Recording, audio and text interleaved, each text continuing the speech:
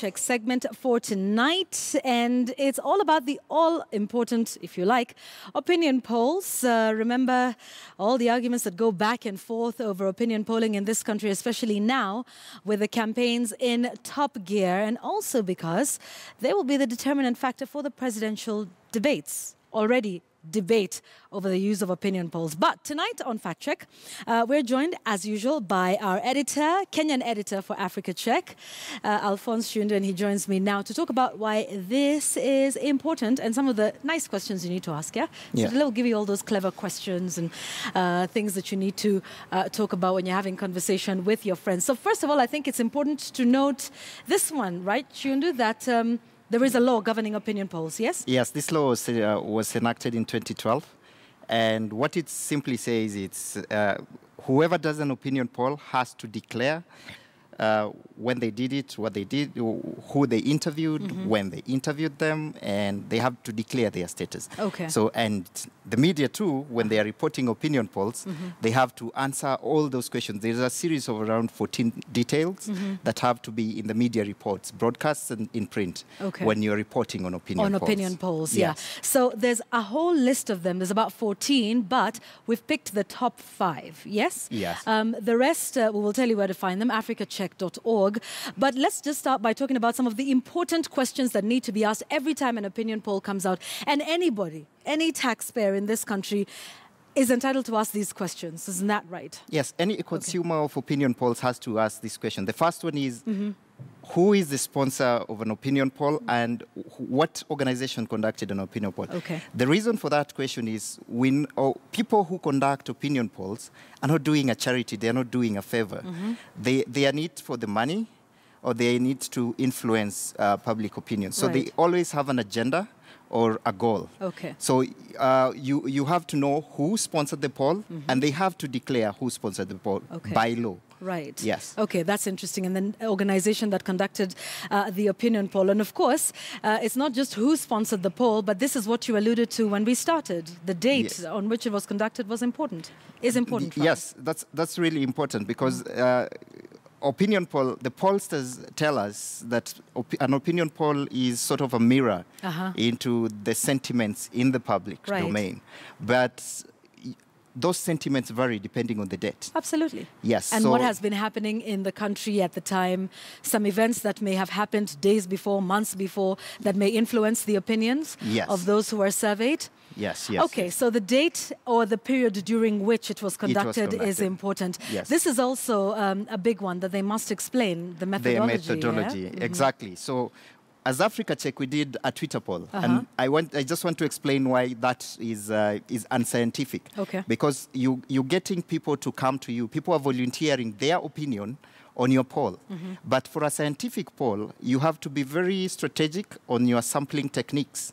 And that brings us, so you have to choose the people you want to respond to your comments. And so in the Twitter poll that we got, 14% of the people who voted say they opinion polls are unreliable. 29% said it's rubbish, and 46% say they are unreliable. But that is a very unscientific poll. Right. So for a scientific for the methodology, you have people going out. Either they do it by phone, or they do face-to-face, or they invite people via surveys or online, and that is one of the things that will determine how a poll is credible. Okay. The next thing is number 4. The education levels. Educational levels. Yeah. Why is this important? It's very important to state the educational levels of the people you're polling, because you do not want to make a finding about a wide range of issues or a complex issue, and yet you are interviewing people who have no idea what that issue is. Right. So that sometimes leads to what we call push polls, where somebody tells you something and then he expects an answer there and then based on what they have told you. You're not making... I see, based on your own understanding of it. And this was the top 5. This one is also important. The wording of the question.